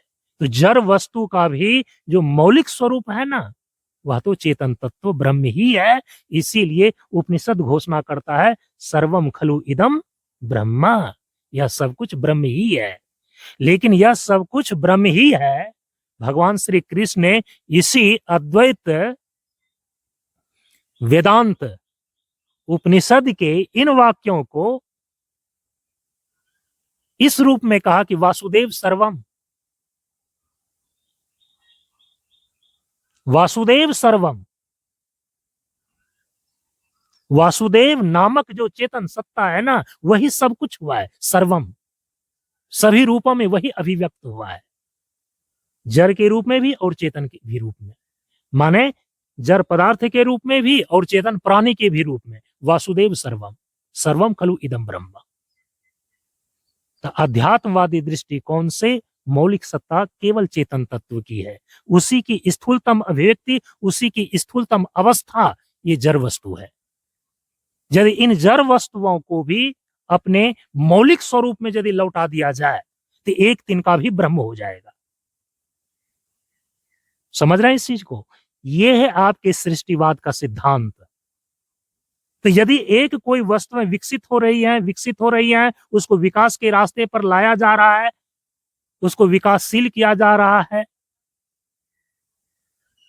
तो आधुनिक विकासवाद का सिद्धांत तो कहता है कि विकास की अंतिम परिणति विनाश है।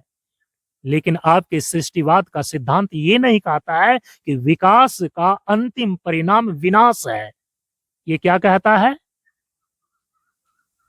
चूंकि मौलिक तत्व एकम एवं अद्वितीयम है और अपने उसी पूर्णत्व को उपलब्ध होने के लिए सभी जड़ चेतनात्मक वस्तुएं इस सृष्टि में विकास कर रही है, वो गतिशील है। कई बार आपको बतलाया है इस मंच के द्वारा कि जड़ वस्तु में भी अपने प्रकार की एक गति है, चेतन वस्तु में भी अपने प्रकार की एक गति है। आप ये नहीं कह सकते हैं कि जड़ वस्तु बिल्कुल स्थिर है।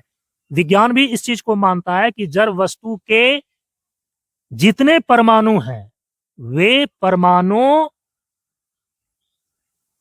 गतिशील हैं, और यदि जड़ वस्तु का परमाणु गतिशील नहीं होता तो जड़ वस्तु का एक समय फिर नाश ही नहीं होता। चेतन प्राणी में अपने प्रकार की गति है, जड़ वस्तु में अपने प्रकार की गति है। लेकिन गति नाम की जो चीज है, इस गति का प्रयोजन क्या है? हमारे यहां पर सनातन धर्म के सिद्धांत में प्रत्येक गति का प्रयोजन एक ही है, चाहे जड़ वस्तु की गति हो चाहे चेतन प्राणी की गति हो। गति का प्रयोजन एक है, अपने गंतव्य को पूरा करना। और गंतव्य है क्या जिसके लिए हम गति कर रहे हैं? गति करते हुए हमको जहां जाना है वो गंतव्य है क्या? विनाश। विकासवाद का सिद्धांत तो कहता है कि आप जो विकास कर रहे हैं, आप जो गति कर रहे हैं, इसका अंतिम परिणाम तो विनाश है। लेकिन हमारे गति करने का परिणाम, हमारे गति करने का अंतिम परिणति विनाश होगा। यदि ये सत्य बातें होगी तो कोई तिल मात्र भी खिसकना चाहेगा क्या? एक कदम भी आगे बढ़ाना चाहेगा क्या? बिल्कुल ये एक अव्यवहारिक बातें है या नहीं है? बिल्कुल यह एक अव्यवहारिक बात है। यदि आपके विकास का, यदि आपके गति का अंतिम परिणाम विनाश है या केवल मृत्यु है, तो कोई भी गति नहीं करना चाहेगा, कोई भी विकास नहीं करना चाहेगा। इसलिए आधुनिक विकासवाद के सिद्धांत में जिसके विकास की अंतिम परिणति विनाश है, उसमें जीवन का समुचित समाधान नहीं है। सृष्टिवाद के सिद्धांत के अनुसार से जड़ वस्तु की गति या चेतन प्राणियों की गति एक निश्चित प्रयोजन को लेकर के हो रही है। अपने गंतव्य को पूरा करना, और गंतव्य गति करते हुए जहां पर पहुंचना है, गति करते हुए जहां पर जाना है, वो गंतव्य हमारा विनाश नहीं है, वो गंतव्य हमारी मृत्यु नहीं है। हमारा गंतव्य तो अमृत है, हमारा गंतव्य तो आनंद है।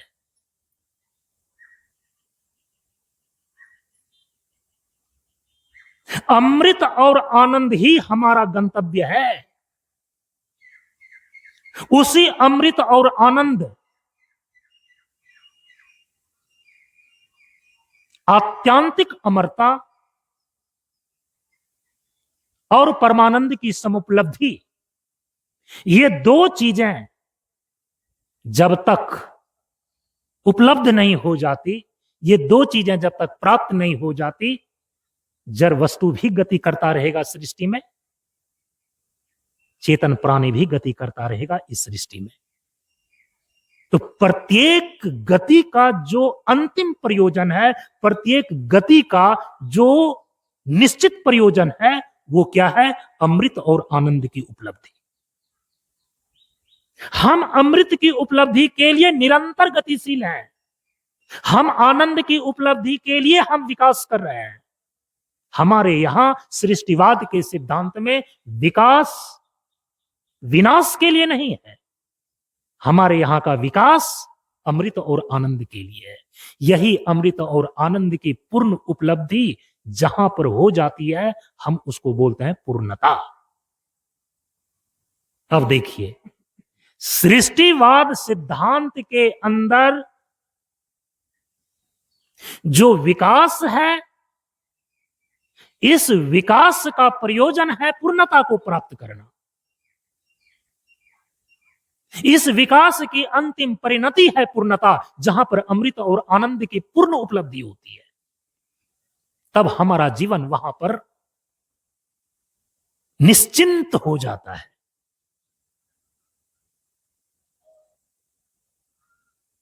लेकिन आधुनिक विकासवाद के अंदर जो विकास है, इस विकास की अंतिम परिणति पूर्णता नहीं है, इसकी अंतिम परिणति,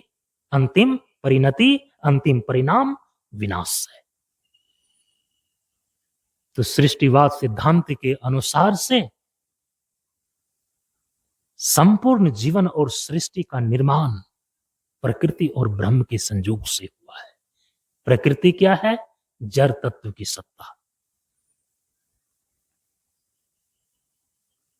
ब्रह्म क्या है? चेतन तत्व की सत्ता। एक चींटी का जीवन हो, एक पक्षी का जीवन हो, चाहे एक मनुष्य का जीवन हो, तो जीवन का निर्माण प्रकृति और ब्रह्म के संयोग से हुआ है, तथा कथित जड़ और चेतन से निर्मित है। इसीलिए जीवन नाम की जो चीज है ना, यह न केवल जड़ वस्तु है। जीवन नाम की जो चीज है ना, यह न केवल विशुद्ध चेतन है। जो विशुद्ध चेतन की अवस्था है ना, जिसको परम प्रभु, पर ब्रह्म, परमात्मा बोलते हैं, वो तो अगम प्रभु स्वज्ञान जी का जीवन होवे ज्ञान, अमर प्रभु स्वज्ञान जी का जीवन होवे ज्ञान, अकथ प्रभु स्वज्ञान जी का जीवन होवे ज्ञान, अलख प्रभु स्वज्ञान जी का जीवन होवे ज्ञान, इस रूप में प्रतिष्ठित है। अगम, जहां जिसमें किसी भी प्रकार का गमनागमन न हो, कोई परिवर्तन न हो, कोई परिणाम न हो, किसी प्रकार का कोई विकार न हो, कोई गति ही न हो।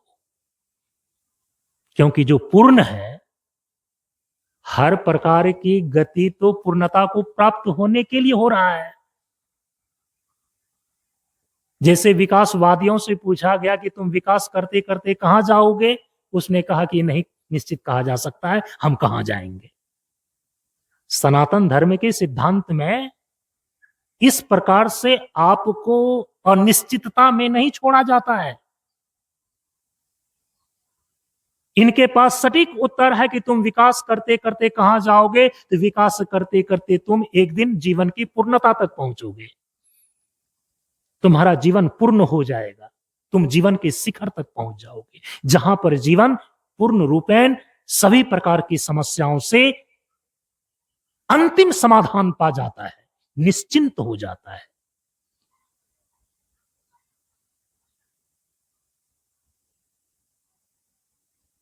तो जो पूर्ण है तो उसमें तो किसी प्रकार की गति नहीं होगी।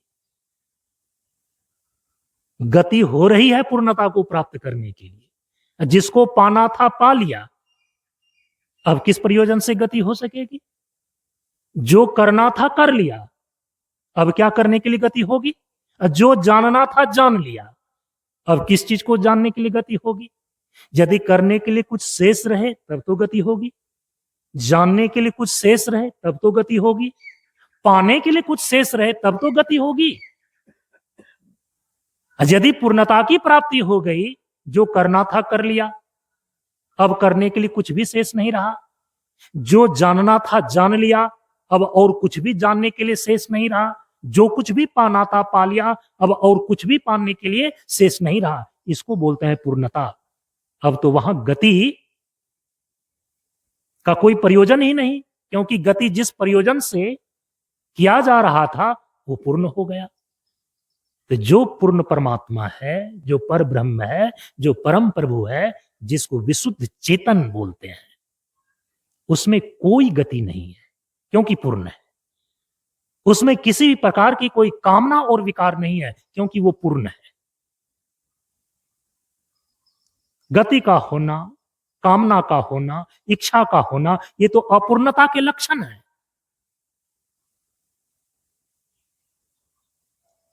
देसी कहावत में आप बोलते ना, अधगल गगरी छलकत जाए।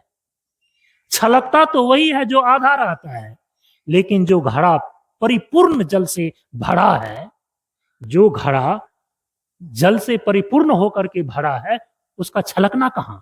वह तो बिल्कुल स्थिर है।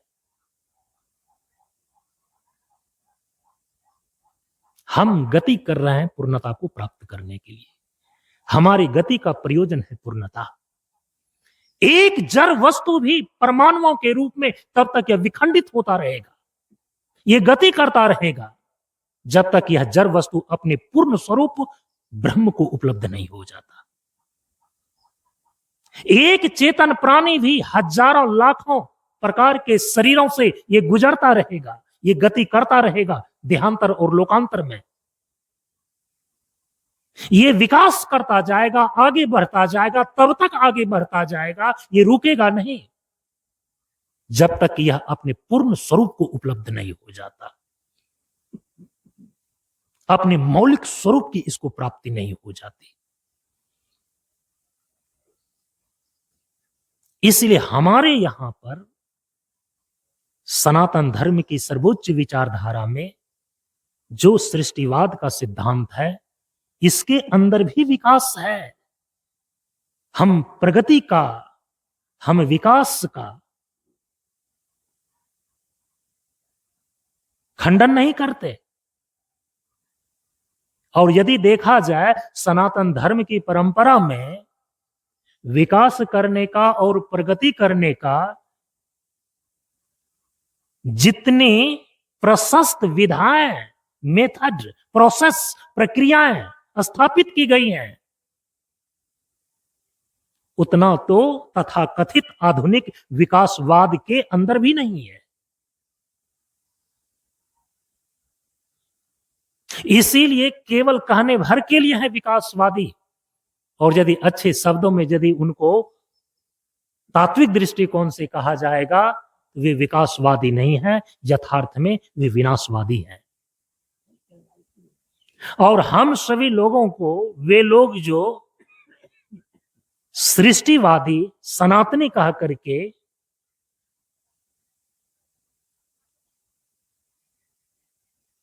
हमारा उपहास नहीं उड़ाते, बल्कि वो खुद अपनी मूर्खता का परिचय देते हैं। हम सृष्टिवादी आध्यात्मिक लोग, सनातन धर्मी लोग वस्तुतः विकासवादी हैं, क्योंकि हमारे इस विकास की अंतिम पूर्णति, हमारे विकास की अंतिम परिणति, अंतिम परिणाम जीवन की पूर्णता है, पूर्ण होना है। तो एक चींटी से लेकर के मनुष्य का, देवी देवता तक का जीवन प्रकृति और ब्रह्म के संयोग से हुआ है, जड़ और चेतन से निर्मित है। चींटी का शरीर हो, मनुष्य का शरीर हो, चाहे देवी देवता का शरीर हो, किसी का भी शरीर प्रकृति के जड़ तत्व से निर्मित है। और प्रकृति के 5 तत्व हैं, पृथ्वी, जल, अग्नि, वायु और आकाश। देवता के शरीर भी 5 भौतिक ही है, 5 महाभूतों से बना हुआ। मनुष्य का शरीर भी 5 भौतिक ही है, 5 महाभूतों से बना हुआ। ये गाय, घोड़ा इत्यादि जो पशु हैं, इसके भी शरीर 5 भौतिक ही हैं, प्रकृति के 5 तत्वों से निर्मित। यहां तक कि रेंगने वाले जो केचवा, चींटी इत्यादि हैं, छोटे छोटे जीव, इसके भी शरीर का निर्माण प्रकृति के 5 तत्वों से ही हुआ है।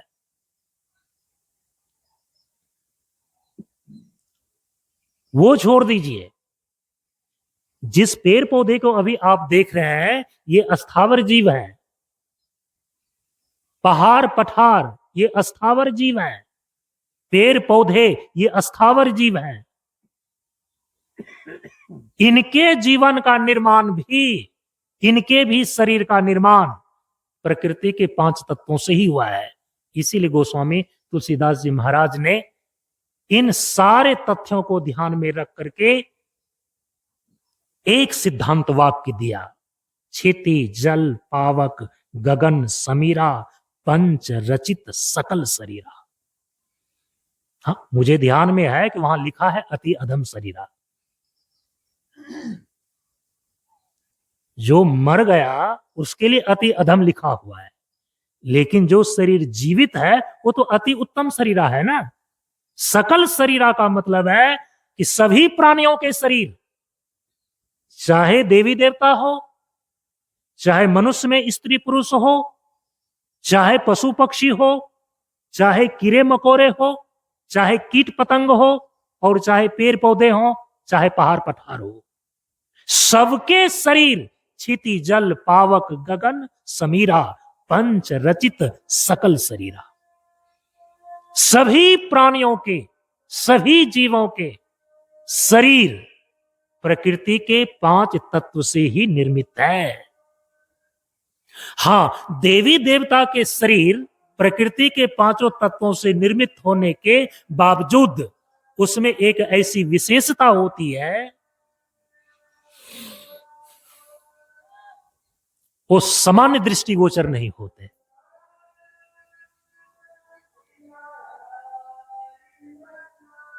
एक योगी भी इसी 5 भौतिक शरीर को जब अतिवाहिक शरीर में परिणत कर लेते हैं योग साधना के द्वारा, जिनको मंत्र की सिद्धि होती है, उस मंत्र के बल पर, हमारे सनातन धर्म में साधना की एक ऐसी प्रणाली है, यदि आप उस मंत्र को सिद्ध कर लें, उस मंत्र सिद्धि के बल पर इसी 5 भौतिक शरीर को अतिवाहिक शरीर में परिणत करके आप इसी जगह विद्यमान रहेंगे, लेकिन दूसरे को दृष्टिगोचर नहीं होगा।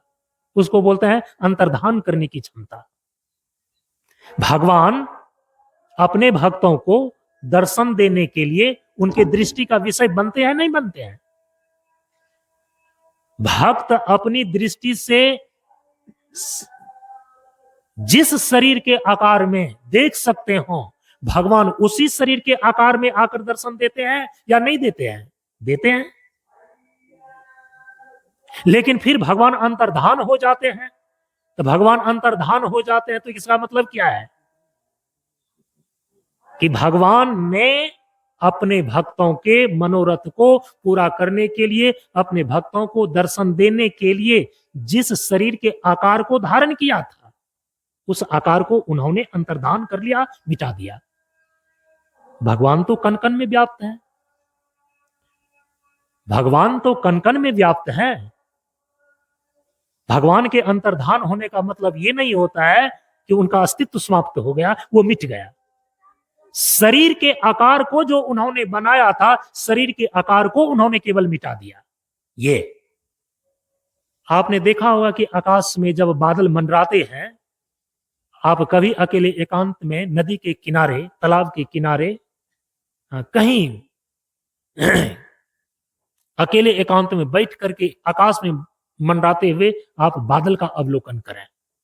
यदि गौर से देखेंगे ना, वो बादल मंडराते हुए कभी हाथी का आकार ले लेता है, कभी वो सिंह और चीता बन जाता है, कभी मनुष्य के आकार में दिखता है, और कभी देवी देवता जो आयुध युक्त, अपने आयुधों से युक्त होते हैं, ऐसे आकार में वो बादल आकृति ले लेता है। लेकिन क्या उसी आकृति में वो ठहरता है क्या? नहीं, आकृति उनकी फिर बदल जाती है। तो जब एक आकाश में मंडराते हुए बादल में इन इन आकृतियों को धारण करते हुए देखा जाता है, तो जो चेतना संपन्न देवी देवता है, जो सर्वोच्च चेतना ईश्वर है, उनको शरीर के विभिन्न आकारों में अपने आप को, भिन्न भिन्न आकारों को धारण करना असंभव नहीं है। पांच भौतिक शरीर ही देवी देवता के भी होते हैं, लेकिन मंत्र शक्ति के बल पर नैसर्गिक रूप से उसमें ऐसी क्षमता होती है अंतर्धान होने की। आपके दृष्टि के विषय सबके दृष्टि के विषय नहीं बनते। जिनके दृष्टि के विषय बनना वो चाहेंगे, केवल उनका शरीर उसी को दिखता है, बाकी और लोगों को नहीं दिखता है। जैसे कि अभी यहां पर आप इतने लोग बैठे हुए हैं, यदि किसी देवी देवता विशेष को हमारे दृष्टि का विषय बनना होगा, तो केवल मैं ही उसको देख सकूंगा। उनके उपस्थित होने पर, उनके उपस्थित होने के बावजूद यदि आपके दृष्टि का विषय वो नहीं बनना चाहेंगे, तो आप उसको नहीं देख पाएंगे। आप लोगों में जिनके दृष्टि का वो देवी देवता विषय बनना चाहेंगे, केवल उनको ही दृष्टि गोचर होगा, और सारे लोगों के लिए वो अगोचर होंगे, वो नहीं देख सकते। उसमें ऐसी क्षमताएं होती है। वो तो एक योगी में भी होते हैं, एक मांत्रिक, मंत्रविद, मंत्र विशेषज्ञ में भी होते हैं। तो इसीलिए इसका मतलब यह नहीं होता है कि यदि किन्हीं के शरीर को किन्हीं के दृष्टि का विषय बनने या न बनने की क्षमताएं आ जाती है, तो इसका मतलब ये नहीं होता है कि उनका शरीर किसी और तत्व से बना होगा। नहीं, सबके सब शरीर पांच भौतिक है, प्रकृति के पांच तत्व से ही निर्मित हुए हैं। पृथ्वी तत्व, जल तत्व, अग्नि तत्व, वायु तत्व और आकाश तत्व। सकल शरीरा का दूसरा अर्थ है, कई बार आपने सुना है, सब शरीर, सबके शरीर। सकल शरीरा माना सबके शरीर, चींटी से लेकर के ब्रह्मा तक के शरीर, सबके शरीर। देवी देवता के शरीर, मनुष्य और पशु के शरीर, कीड़े मकोड़े के शरीर, गाछ वृक्ष के शरीर, सबके शरीर पांचों तत्वों से निर्मित है। और सकल शरीरा का अर्थ होता है सब शरीर। सब शरीर माने जो शरीर आपको दिखाई देता है, ये तो स्थूल शरीर है, लेकिन इस स्थूल शरीर के भीतर एक और शरीर है जिसको सूक्ष्म शरीर बोलते हैं। सूक्ष्म शरीर के भीतर और एक शरीर है जिसको कारण शरीर बोलते हैं। ये तीन शरीर के विषय में तो आप सुनते ही रहते हैं। संत की वाणी में तीसरे शरीर के अलावे कारण के भी अंदर एक शरीर और माना गया है, जिसको बोलता है महाकारण शरीर। कहा कि इस महाकारण शरीर के भी अंदर एक और शरीर है जो चेतन प्रधान शरीर होता है, मानो कि चेतना ने ही शरीर का आकार धारण कर लिया है। हम उसको बोलते हैं कैवल्य शरीर। तो पांच शरीरों का वर्णन संतवाणी के अंदर आता है, लेकिन हमारे उपनिषदों में मुख्य रूप से तीन शरीर का ही वर्णन किया गया है, स्थूल शरीर, सूक्ष्म शरीर और कारण शरीर। तो सकल शरीरा का अर्थ है सब शरीर, चाहे स्थूल शरीर हो, चाहे सूक्ष्म शरीर हो, चाहे कारण शरीर हो, सब शरीर।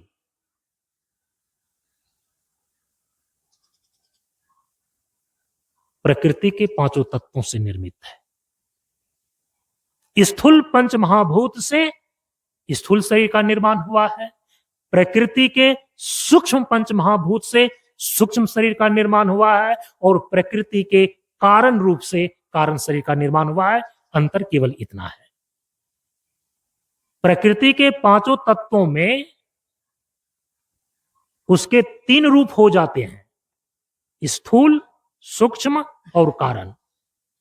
पृथ्वी, जल, अग्नि, वायु, आकाश स्थूल पंच महाभूत, इससे निर्मित है स्थूल शरीर। और सबके स्थूल शरीर प्रकृति के स्थूल पंच महाभूत से बने हुए हैं, पंचीकृत पंच महाभूत से बने हुए हैं। सबके जो सूक्ष्म शरीर हैं, मनुष्य का, देवता का, पशु पक्षी का, कीट पतंग का, उसके अंदर भी जो सूक्ष्म शरीर है वो प्रकृति के सूक्ष्म पंच महाभूत से बने हुए हैं। ऐसा नहीं कि केवल मनुष्य का सूक्ष्म शरीर प्रकृति के सूक्ष्म पंच महाभूत से बने हैं। सबके सूक्ष्म शरीर प्रकृति के पंच महाभूत से, प्रकृति के सूक्ष्म पंच महाभूत से बने हैं। और सबके कारण शरीर, चींटी हो, मनुष्य हो, पशु हो, पक्षी हो, देवी देवता हो, सबके कारण शरीर प्रकृति के कारण रूप से बने हुए हैं। तो सकल शरीरा का दो अर्थ हो गया, सबके शरीर और सब शरीर। किससे बने हुए हैं, किससे निर्मित है? प्रकृति के पंच महाभूतों से, प्रकृति के पंच तत्वों से। और सबके शरीर में स्थित जो ब्रह्म की सत्ता है, क्योंकि जीवन का निर्माण तो प्रकृति और ब्रह्म के संयोग से हुआ है। प्रकृति है वो जड़ तत्व की सत्ता है, जो ब्रह्म है वो चेतन तत्व की सत्ता है। तो प्रकृति के पंच तत्व से तो सबके सब शरीर निर्मित हो गए। अब सबके सब शरीरों के अंदर, सबके सब शरीरों के अंदर जो ब्रह्म की सत्ता है, हम उसको बोलते हैं चेतन आत्मा। सनातन धर्म की सर्वोच्च विचारधारा ज्ञान मार्ग सिद्धांत के अंदर इसके अनुसार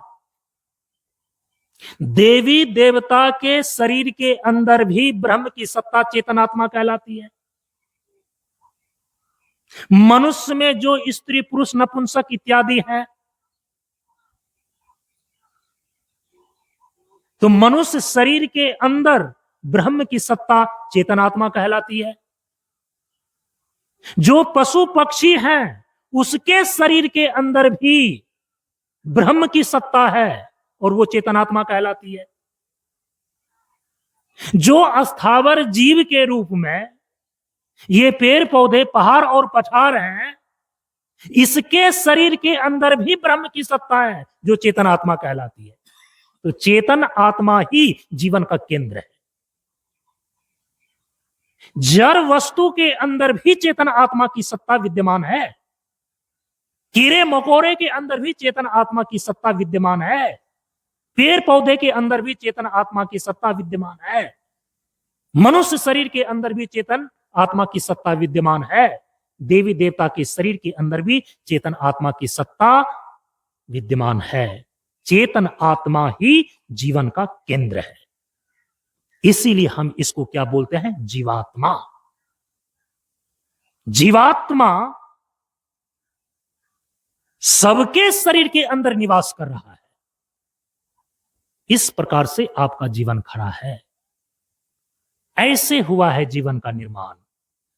अब उसमें से हम जब बोलते हैं मनुष्य जीवन, और उस मनुष्य जीवन में भी मनुष्य जीवन को अब बतलाया जा रहा है देव दुर्लभ। कैसे? इस पर विचार हम अगले दिन के सत्संग में रखते हैं। आज अपनी वाणी को यहीं पर विराम देते हैं। परम पूज्य गुरुदेव की श्री चरणों में नमन करते हुए ओम पूर्णमदः पूर्णमिदं पूर्णात् पूर्णमुदच्यते पूर्णस्य पूर्णमादाय पूर्णमेवावशिष्यते। ओम शांति शांति शांति। हरि ओम श्री गुरुभ्यो नमः। हरि ओम।